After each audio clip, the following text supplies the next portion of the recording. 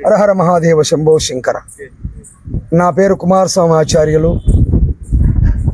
మొట్టమొదట 2001 మార్చి 21వ తారీఖున అమ్మవారు విశ్వకర్మల ఇంటికి వచ్చేసి అమ్మవారు నాకు పుట్టిల్లు ఏర్పరచాలని అమ్మవారు చెప్పగా, పూర్వ చరిత్రల ప్రకారమే విశ్వకర్మ జాతులైనటువంటి విశ్వబ్రాహ్మణ దేవబ్రాహ్మణులు అమ్మవారి దేవతలకు కానీ అన్నిటికీ కూడా దేవతలకు కావాల్సినటువంటి ఆ సమూహమైనటువంటి అన్ని కూడా వసతులు ఏర్పరిచినటువంటి పూర్వ చరిత్ర ఉన్నది. అలా భారతదేశంలో ఆలయాలన్నీ కొట్టింది కూడా విశ్వకర్మ జాతులైనటువంటి దేవబ్రాహ్మణులు.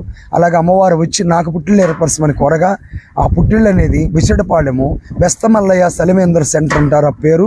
అక్కడ అమ్మవారు పుట్టిల్లు స్వస్థానాన్ని ఏర్పరచుకొని 12 సంవత్సరములు అక్కడ సాధన చేసిన తర్వాత మనం ఉన్నటువంటి ప్రదేశము కనిగిరి రిజర్వాయర్ అంటే బుచ్చిరెడ్డిపాళెం పొలిమేరులో ఉంటుంది. ఇది పొలిమేరు పోలేరమ్మగా అమ్మవారు వెలుస్తున్నారు. ఇక్కడ ఈ మనం ఉన్నది కనిగిరి రిజర్వాయర్ దగ్గరకు.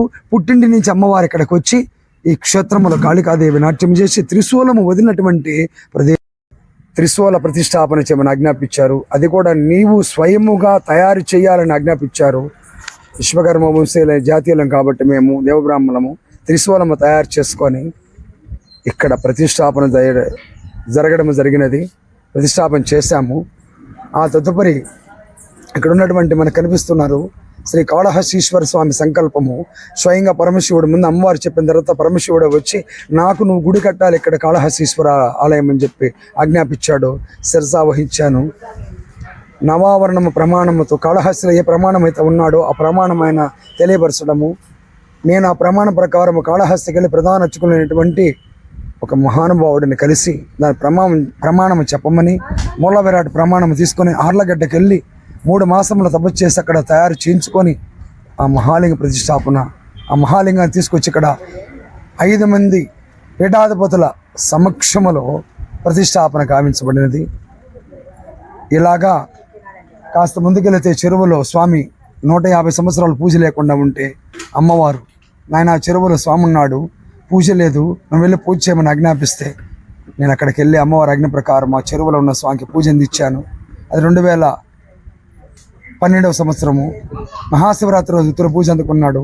ఈ రోజున వేలాది మంది భక్తులతో నీరాజనాలు పట్టుకుంటున్నాడు చెరువులో స్వామి ఇక్కడ కాళహస్తీశ్వరుడు.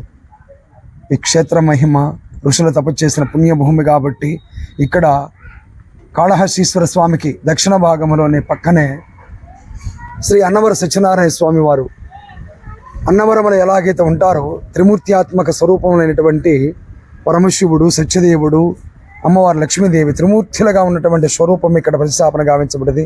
ఇదంతా కూడా అమ్మవారి ఆజ్ఞ ప్రకారం చేశాము. తదుపరి కనకదుర్గాదేవి ఉన్నారు ఇక్కడ.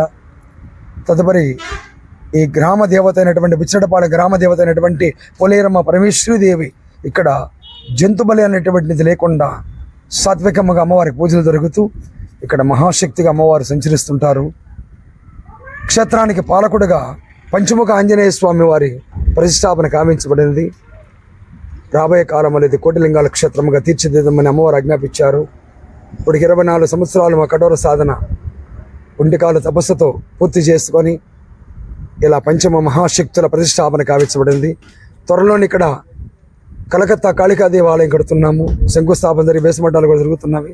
త్వరలో మహంకాళి ఆలయం కూడా పూర్తి చేసి అది గురుస్థానము, గురుపీఠముగా భక్తులకు భక్తి అనే భావంతో ప్రతి ఒక్కరిని కూడా భక్తి మార్గం నడిపించడమే మా ప్రథమ కర్తవ్యముగా అమ్మవారు ఆజ్ఞాపించారు.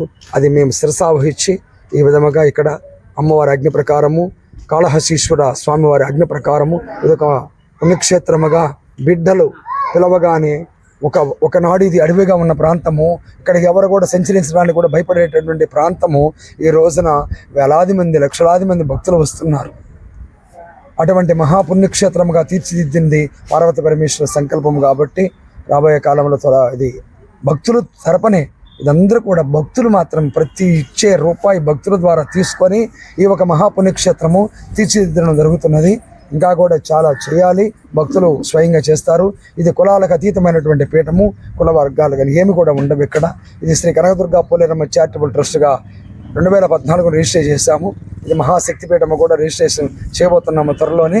ఇదంతా కూడా భక్తులకి అంటే లోక కళ్యాణము కాబట్టి ఇది ఈ స్థలము గవర్నమెంట్ది. అయినను కూడా వాళ్ళు అంగీకరించి మహాపుణ్యక్షేత్రం వచ్చేయమని అందరూ సహకరించారు. వాళ్ళకి పాదాభివందనాలు తెలియపరుస్తున్నాను. అలాగే మాకు సహకరించినటువంటి భక్త బృందానికి ప్రతి ఒక్కరికి కూడా శిరస్సు వంచి నమస్కరిస్తున్నాను. త్వరలోనే ఇది మహాపుణ్యక్షేత్రముగా తీర్చిదిద్దుకుంటారు. ఇది ఋషులు తపస్సు చేసి సంచరించి నడయాడిన పుణ్యభూమి, ఎర్రబ్రహ్మేశ్వర స్వామి నడయాడిన పుణ్యభూమి కాబట్టి శ్రీకాళహస్తీశ్వరుడు వెలిశాడు. ఇక్కడ పర్వదినాలుగా చెప్పదలుచుకుంటే ముఖ్యంగా మహాశివరాత్రి రోజున వేలాది మంది భక్తులతో శివపార్వతుల కళ్యాణము ఇక్కడ అత్యంత వైభవంగా జరుగుతుంది. భక్తుల సమూహముతో, భక్తుల విరాళాలతోనే అత్యంత వైభవముగా 9 మంది వేద పండితులతో కళ్యాణము నిర్వహించబడుతుంది. తదుపరి చైత్రమాసం ఉగాది రోజున అమ్మవారు పుట్టింట్లో నుంచి రథాల్లో బయలుదేరి వచ్చి క్షేత్రమునకు వచ్చి శ్రీ కనకదుర్గ, పోలేరమ్మ, గంగమ్మలుగా త్రిశక్తులు ఈ రథములో బయలుదేరి వచ్చి పుట్టింట్లో నుంచి క్షేత్రానికి వచ్చి క్షేత్రములు అత్యంత వైభవముగా జాతరలను నిర్వహించుకొని మరలా ఉగాది తెల్లవారి గ్రామోత్సవమునకు 3 శక్తులు కనకదుర్గమ్మ, పోలేరమ్మ, గంగమ్మలు ముగ్గురు కూడా వెళ్ళి గ్రామాన్ని సంచరించుకొని మరలా తిరిగి యథాస్థానము మన రిజర్వాయర్ అయినటువంటి ఈ మహాపుణ్యక్షేత్రములకు చేరుతున్నారు. హర హర మహాదేవ శంభో శంకర.